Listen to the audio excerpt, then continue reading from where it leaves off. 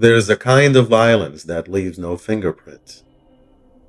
It doesn't happen in the dark, on a county road in Johnson County, Indiana. It doesn't happen when someone pulls a trigger or raises a blade. This kind of violence happens under fluorescent lights, in the middle of a workday, when someone makes a phone call and says, "Let them clean the restaurant. Let them clean the restaurant." 4 people were murdered on the night of November 17th, 1978. And within 12 hours of those murders, before anyone even knew there were murders, the evidence was gone, bleached away, scrubbed clean by the hands of people who'd already decided they knew what happened. This is the story of the Burger Chef murders in Speedway, Indiana. But more than that, is the story of how a crime can be committed twice. Once by the person holding the weapon, and once by the institution that was supposed to care.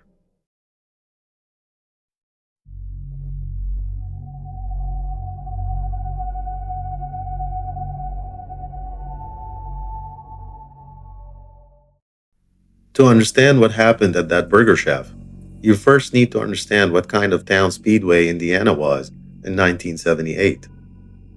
It's a small enclave, barely distinguishable from the western edge of Indianapolis. You'd drive straight through it and not know you'd pass from one municipality into another. The town existed originally to support the Indianapolis Motor Speedway, that cathedral of American horsepower. It had its own police force, its own schools, its own identity. And before 1978, it had something else, a reputation for quiet. That reputation had already started to crack that year. A 65-year-old woman named Julia Cyphers had been shot dead inside her own garage in July. Then in September, a series of pipe bombs had torn through the town. In trash cans, under a police patrol car, inside a bowling alley, in the parking lot of a high school. The man responsible for the bombings was still out there when November rolled around. The people of Speedway were already living in a state of low-grade dread. Into that atmosphere, a Friday night, closing time, a fast food restaurant on Crawfordsville Road. The Burger Chef chain was, at its peak, one of the largest fast food operations in America, a genuine rival to McDonald's. By 1978, it had over 1,000 locations nationwide. The one at 5725 Crawfordsville Road was unremarkable. A standard box of a building, orange and brown uniforms, a grease-tinged warmth, and the smell of hamburgers. That night, 4 people were closing up. Jayne Friedt was 20 years old and the assistant manager. She was described by friends as bright, sharp-tongued in the best way. Someone who'd walk down a hallway radiating enough energy that people noticed. She was supposed to be building something. Ruth Ellen Shelton was 17. She had a sense of humor that her family still talks about. She worked at Burger Chef and at a nearby Dunkin' Donuts. The kind of teenager who came home from work with funny stories, who worked to buy the small things that made teenage life feel like her own. Danny Davis was 16, a kid. Mark Flemmonds was also 16. And here's one of the first quiet details that would haunt investigators for decades. Mark wasn't supposed to be there that night. He was covering for someone else. He'd taken another employee's shift. He had no reason to be in that restaurant at that hour. Closing time was 11 p.m. Somewhere between 11 and midnight, those 4 people vanished. At midnight, another employee stopped by. Someone who'd come to help with closing, or just to visit. He noticed the lights were still on. He went around back. The door was open, just a few inches. He stepped inside. The cash register drawers were open. The safe was open. $581 was missing. but two employees' purses were still sitting there, $100 in coins, untouched, no signs of a physical struggle. He called the police, and right there, in the next few decisions, the case was already dying. The responding officers looked at the scene and assembled a story that made a particular kind of sense if you thought a certain way about teenagers. 4 young employees, missing cash, a Friday night. Their conclusion: the kids had taken the money and gone out to celebrate. They'd turn up in the morning, sheepish and broke. One investigator later said the assumption had felt almost obvious at the time. But a detective named Ken York couldn't shake something. He kept coming back to those purses. 2 girls left without their purses on a Friday night? That didn't fit any version of a spontaneous joyride that he could construct in his mind. No one listened. The restaurant was allowed to reopen. The morning crew came in. They cleaned. No photographs had been taken of the interior. No forensic sweep. No preservation of any kind. The Burger Chef on Crawfordsville Road opened for Saturday lunch as though the night before had simply not occurred. And then Jayne Friedt's car turned up, partially locked, parked a short distance from the Speedway Police Department, of all places. That detail alone should have rewritten the narrative immediately. You don't park your car near the police station before you go on a joyride. You don't leave your purse. You don't leave your coat. But by the time that realization settled in, the crime scene was already gone. A Speedway police officer named Buddy Ellwanger, who was eventually assigned to the case, would later say something that takes real courage. We screwed it up from the beginning. He was right, and the cost of that error would be paid not in dollars or reputations, but in justice. In the specific, irreversible currency of justice that can never be recovered once it's spent. Sunday afternoon, November 19th, 2 days after the disappearances. A property owner walking through a wooded area in Johnson County, more than 20 miles south of Speedway, found them. All 4, still in their Burger Chef uniforms, orange and brown. The manner of death was not the work of a single weapon or a single impulse. Danny Davis had been shot multiple times with a .38 caliber firearm. Ruth Shelton had also been shot multiple times, head and neck and shoulders. Mark Flemmonds had died of severe blunt force trauma to the head. And Jayne Friedt, the assistant manager, the one who was supposed to be safe because she was 20 and in charge, had been stabbed. The blade of the hunting knife was still in her chest when they found her. The handle was missing. That missing handle would become quietly one of the most significant details of the entire case. It was never released to the public. The murders rocked Speedway in a way that resonated far past its borders. A local resident told the newspaper, "I wouldn't be surprised if people start moving out of Speedway if people don't stop getting killed here." Someone else made a prediction that proved accurate in its bleakness. They didn't solve the one murder or the bombings. They won't solve this one either. They were right on all accounts. What followed was decades of almost. Almost. That word might be the most haunting one in the entire case file. Almost immediately, investigators developed a theory that felt solid. The 4 employees had been abducted during a robbery, probably because one of them recognized one of the perpetrators. And that's where Mark Flemmonds comes back in, the boy who wasn't supposed to be there. The theory holds that whoever came to that restaurant that night hadn't planned on seeing him. When they did, the calculus changed. Recognition meant witnesses. Witnesses meant loose ends. A 16-year-old eyewitness had seen two suspicious men in a car outside the Burger Chef just before closing.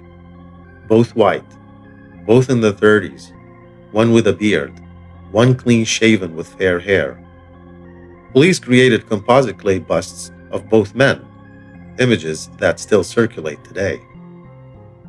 Within weeks, a man in a bar in Greenwood was openly bragging about his involvement in the killings. Police brought him in. He passed a polygraph. They had to let him go. But before they did, he gave them something. Names. Names of a loose network of individuals who'd been robbing fast food restaurants across the region. Following those names, investigators spotted a man who bore an unmistakable resemblance to the bearded composite. They called him in for a lineup. The night before he was to appear, he shaved off a beard he'd maintained for 5 years. Not a haircut, not a trim, the entire beard, gone, overnight. He was never charged. An associate of his who matched the description of the fair-haired man was later imprisoned for a string of armed robberies of fast food restaurants. Another person named in those same circles also went to prison for armed robbery. Both the bearded man and the fair-haired man were, as of 2018, still alive, still living in Indiana, and there was reportedly enough suspicion surrounding them that investigators held on to that theory for decades. But suspicion isn't evidence, and evidence had been mopped up by the morning crew on a Saturday in November of 1978. Then, 6 years later, the case lurched back to life. November 1984. A man named Donald Wayne Forrester was sitting in the Pendleton Correctional Facility, having just been convicted of rape and facing a 95-year sentence. He was about to be transferred to the Indiana State Prison in Michigan City, a notoriously brutal institution, particularly for sex offenders. He asked to speak with investigators about the Burger Chef murders. The detectives, who drove out to meet him, assumed they were walking into a performance. A desperate man, trading lies for a prison transfer. What they found was something more difficult to dismiss. Forrester claimed that Jayne Friedt's brother had owed money on a drug deal.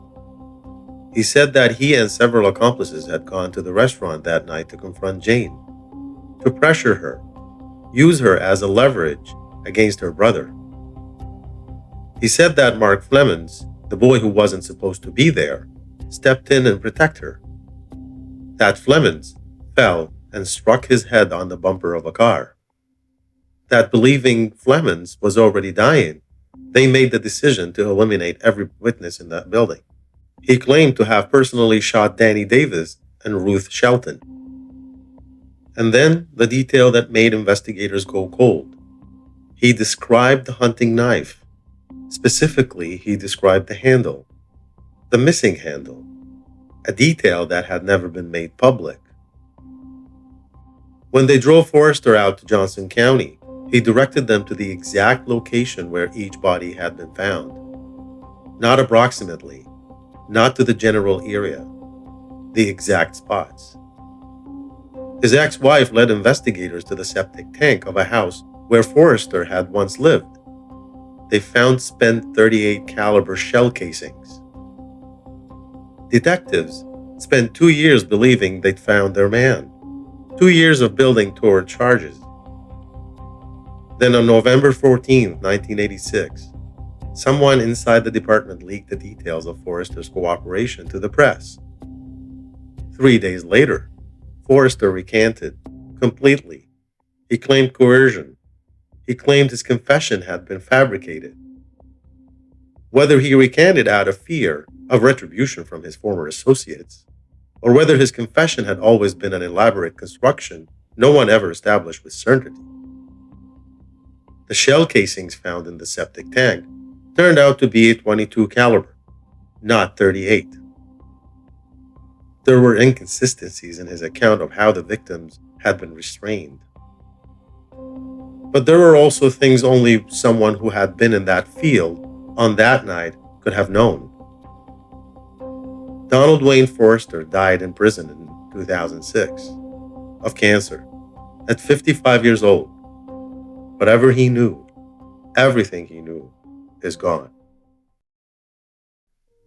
I want to ask you something. I want you to sit with it. If the burger chef had been treated as a crime scene from midnight on November 17, 1978, if photographs had been taken, if the surfaces had been preserved, if no one had let the morning crew in with their mops and their bleach, what evidence would have been waiting there?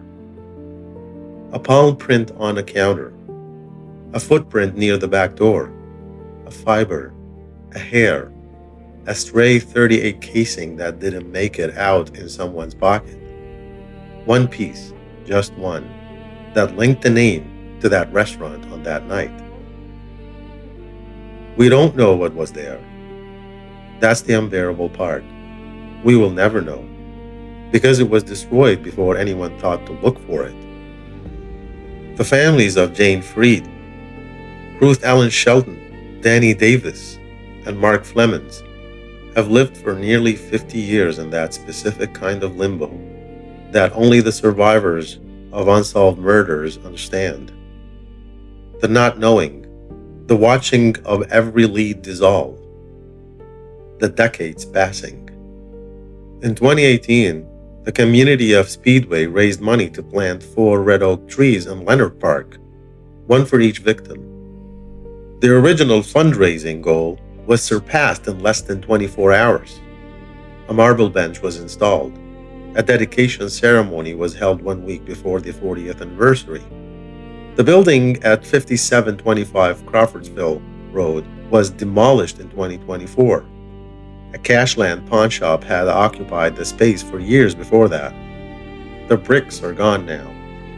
The grease trap, the back door that was found standing open. The Indiana State Police still list the case as open. Retired Sergeant Stoney Vann, who served as lead investigator on the Burger Chef case from 1998 to 2018, said in an interview, "I think about it often. I dream about it sometimes. This is the type of case that I will take to my grave." He spent 20 years of his career on 4 people he never met.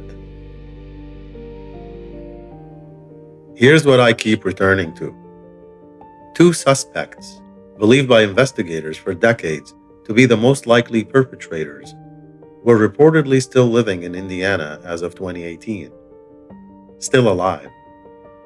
Walking around under the same sky as Ruth Shelton's sister, Teresa, who was 12 years old that night her sibling didn't come home. There is no statute of limitations on murder in Indiana, which means that legally, it remains possible. The door isn't fully closed. But doors have hinges, and in this case, someone took the hinges off a long time ago and left them in a trash bag somewhere in Johnson County with the rest of the evidence. The Burger Chef murders are often described as a cold case. I'd push back on that framing. Cold cases go cold because the trail runs out. This one went cold because the trail was erased, deliberately, casually, institutionally, before anyone understood there was a trail. 2 crimes happened in Speedway, Indiana in November of 1978. The first was committed by people who have likely never faced consequences.